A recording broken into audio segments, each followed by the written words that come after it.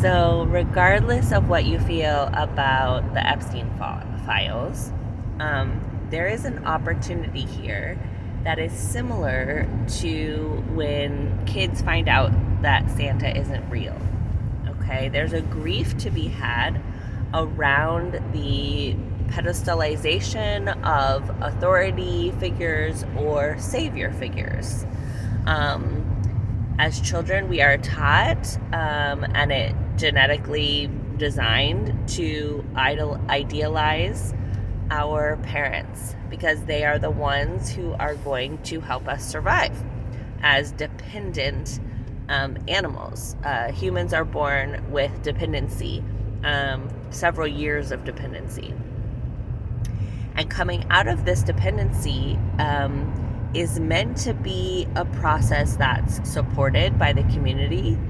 But because our society benefits off of collective dependency of adults on authority figures in terms of religious and political, even economical power structures depend on us being dependent, right? So if I need to have a job in order to have housing and food, if I need to follow this set of government laws in order to have housing or food, if I need to follow a set of religious laws in order to have money or food, then my dependency is benefiting that power structure, and my idealization of those authority figures is benefiting the power structure. And some of us come to this realization earlier than others that there is no savior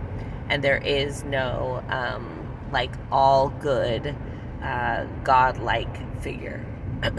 For me, this came when I was about 7 years old, and I was involved in fundamentalist evangelical Christianity.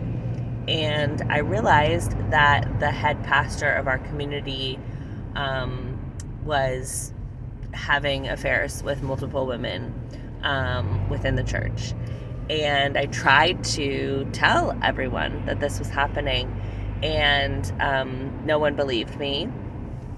I just had a knowing about it. And then a couple of years later, when I got into middle school, I had the same feeling about the youth pastor, and I told everybody and nobody believed me. And then lo and behold, by my senior year, it was revealed that the two of them indeed were having all sorts of, sexual misconduct, and they were covering for each other. And so this allowed me to have to reconcile with this disillusionment of dependency, that there were good guys who would save me, this hero that we're looking for. And it was very painful and required me to go through grief and to accept that there was no one coming to save me, and that there's really no good guys or bad guys. We're all flawed. And so this is a collective invitation for us to reconcile with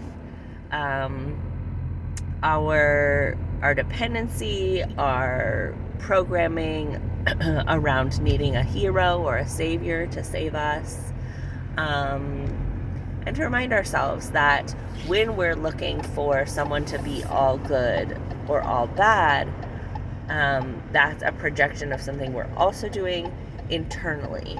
So if I'm requiring others to be all good, then I'm also requiring me to be all good.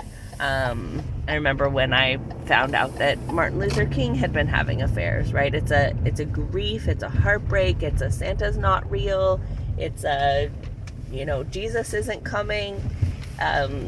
All these hopes that we've set up on being saved or being taken care of come out of dependency. And when we are able to use these opportunities to process our grief, that there is not there's not anyone outside of ourselves that is going to save us or who is going to be all good, and that we are not required to save ourselves or anyone else. We're not able to.